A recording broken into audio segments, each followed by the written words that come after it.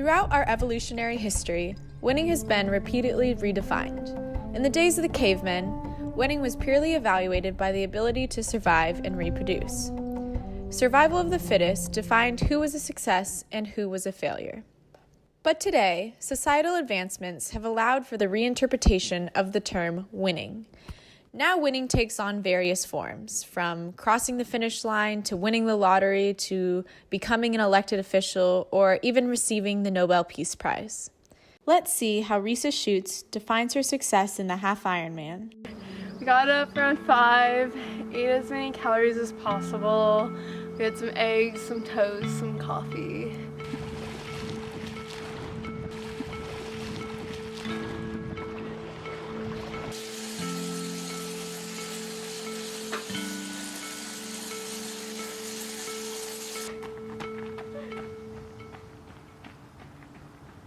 What are you training for? A half Ironman. It's 1.2 mile swim, open water, 56-mile bike ride, and 13.1 run. In that order, in the same day. So how many hours is that going to take you?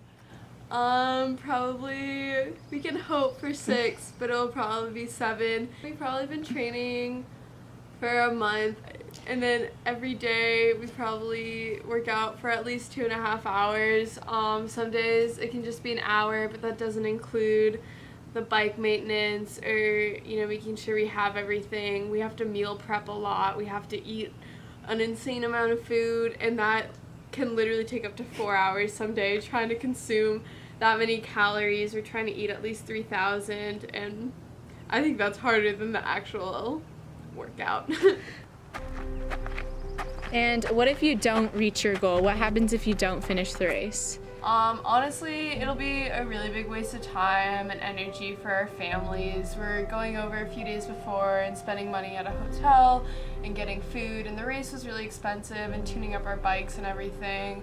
And also we're sacrificing a lot of our cross-country training in the fall. I should be only running, doing mileage right now, but I am biking and swimming because that's a passion and I really do want to do this Ironman. But if we were not to finish, it could be a waste of time because we both really could have gotten really broken during this. How would you define success in this Ironman? No matter what, moving for 6 hours will kill us, but we really do want to push every moment of it so that we know when we're crossing that finish line, we can have a dramatic finish and it will be genuine. Risa Schutz has spent countless hours working towards her destination, the finish line. But Risa's perspective contrasts what T.S. Eliot famously wrote, "The journey, not the destination, matters." On today's episode of This Redmond Life, we will explore the journey, the destination, and the balance between them. Team, are you ready? The thinking light bulbs are the bright light in your dark night. Ding! All right, team, you may begin. Explain DI in your own words. Oof, I wasn't prepared for this question. I've not been able to prepare. Oh gosh, there's like 5 challenges and you pick one, and pretty much the rule is if it doesn't say you can't, then you can.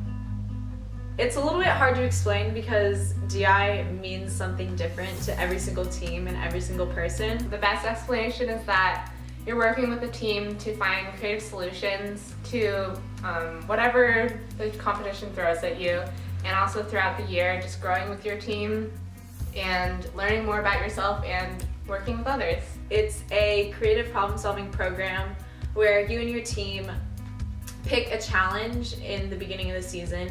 You can choose from fine arts, engineering, scientific, technical, and improv. I think that's all of them. So you work, and a service learning project. And so you work on that project for months and months to prepare your solution to the challenge. Over 150,000 students from 15 countries around the world compete in Destination Imagination each year. While the journey for each team and each individual in DI may involve issues not faced in everyday life, like exploding batteries, failed structures made out of fishing line and popsicle sticks, forgotten lines, and duct tape costume malfunctions, the lessons of failure and growth can be universally understood by people in and out of DI. Today we will be following the Thinking Lightbulbs, a destination imagination team from Redmond, Washington, who formed a team in 4th grade not knowing what the future would hold for them. How long have you been in DI? 9 years. 9 years. 9 years. 9 years. In nearly a decade of doing DI, this group of girls created skits about things you couldn't even imagine. It must be an avocado. And after 9 years of competing, they have also gone through inevitable failures. It was our 2nd or 3rd year at regionals, and the wheel of our set, we didn't get the right wheels. They were way too weak, and it just completely broke. And we didn't know what to do. We couldn't wheel it on with only 3 wheels, or 1 wheel, I guess. And there was no way we were gonna be able to go. And then the team next to us was like, hey, we have an extra wheel, do you need it? Knowing that they were our competition and we were their competition, and they willingly gave us a wheel, and we were able to put the new wheel in and go and perform and do a great job. So I guess not really a failure, a potential failure. One year we built a time traveling porta potty. So we spent the whole year measuring it and cutting out the wood, making sure the screws and nails were in correctly, and we were really proud of it. It was painted and everything. And then we went to the performance site the next day, and we realized it was slightly too big to fit through the door.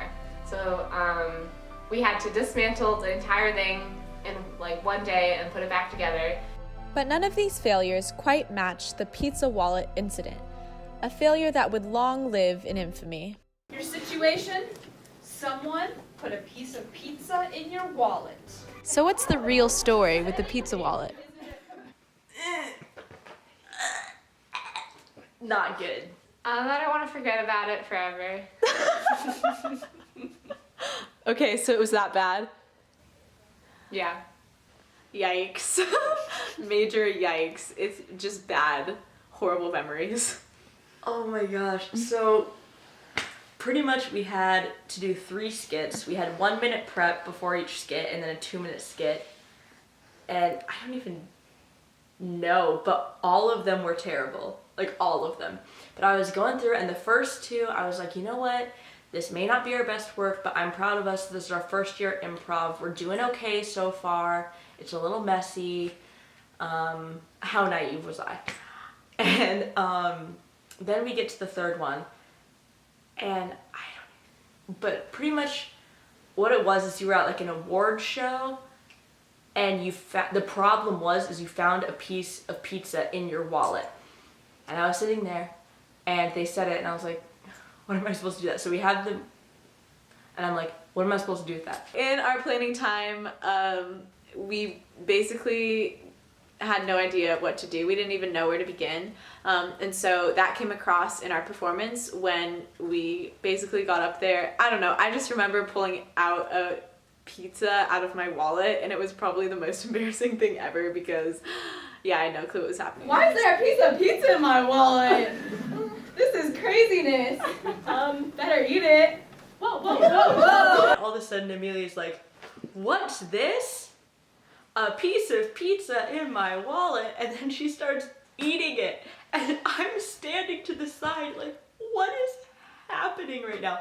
And I can just feel the confusion in the audience, because I feel like I was radiating the equal amount of confusion there. It was so bad. So what did you learn from this experience? We definitely learned just how to do improv, period. I was gonna ask her in the school cafeteria if it's gonna be so good, right? But then all these town residents flocked to the school cafeteria because it was better than restaurants. It's a wonderful, strange place. We have only explored 4% of the ocean floor. I know. I bet if we look down there, we can find like lots of really cool stuff. Like your broken aqua one. Oh yeah. We were so naive, I guess, going into it and thinking that, oh, we'll just show up and not prepare and we'll be fine. We'll do improv. So going forward, the next 3 years that we competed in improv, we made sure to really, really analyze the challenge and know what we can control. And so when we succeeded the most was when we had kind of like a base storyline going into our improv, so we knew certain aspects that we would always have every single time. And so that really helped us kind of get in the flow, and it definitely helped us like highlight our strengths, because then now that we didn't have to worry about creating a whole new story, we could focus on our humor or like different areas that we're already really strong in, and I think that helped us succeed as a team a lot more. I feel like that failure really was like kind of the starting point for when we sat down and we were like, okay guys, that was low-key rock bottom. High-key, it was high-key rock bottom. But we took it as a learning experience, and from there we knew that we had a lot of areas to improve on, so we focused on those areas, and then we worked our way up. And the next year after that, after the Pizza Wallet, was the first year we qualified for globals, which we had never even done before. And then the next year after that, after our first year qualifying, we were 4th at globals. So that was kind of our pinnacle, and it all started with the horrifying Pizza Wallet incident. So can we really call the Pizza Wallet incident a failure? Would these girls be who they are today without the life lessons they cultivated through the surprising discovery of a pizza in your wallet? I've known all of these people on our team since kindergarten, maybe before Sarah. And so we've all watched each other grow, and I think that's definitely something that's been so special. I didn't know like half of my team, and I definitely didn't know my team very well in the beginning, and now we are such like, we've grown to be such different people, and yet we all come together and have like the best teamwork, even though I'm a little biased. I think DI influenced one part of my life in that it's okay to be spontaneous and loud, and that it makes things more fun sometimes when you're able to do things you're not always super comfortable with and get outside your comfort zone. My original idea of success was winning 1st at globals, and that has never happened. And that didn't happen. How has that idea changed over time? I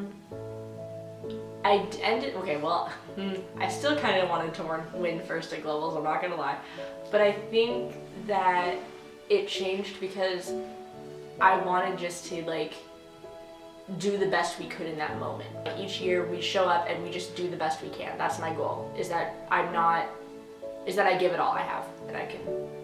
Challenges won't always go our way. We will fail, and we will fail, and we will fail. But the thing that we can always count on is our teamwork.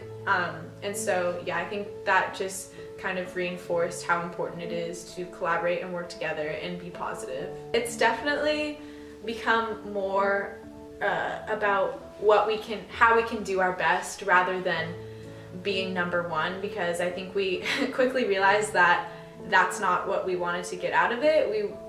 Of course we still want to win, but we wanted to have the experience together, and so going into each year it became more about how can we push ourselves to be the best we can be? How can we be the most creative? So I guess it became less of comparing ourselves to other people and just doing our best. The Thinking Lightbulbs started DI not knowing what the future would hold. Today, they still don't know what is ahead of them, but because of their struggles and triumphs in DI, and some would say more struggles than triumphs, they are well equipped for the future. The medals, the podium finishes, the scores are not what the Lightbulbs will remember. Whether you are crossing the finish line of a half Ironman or are competing in Destination Imagination, a balance between the journey and the destination is required for success. Without the journey, the destination is less formative, and without the destination, there's no purpose in the journey.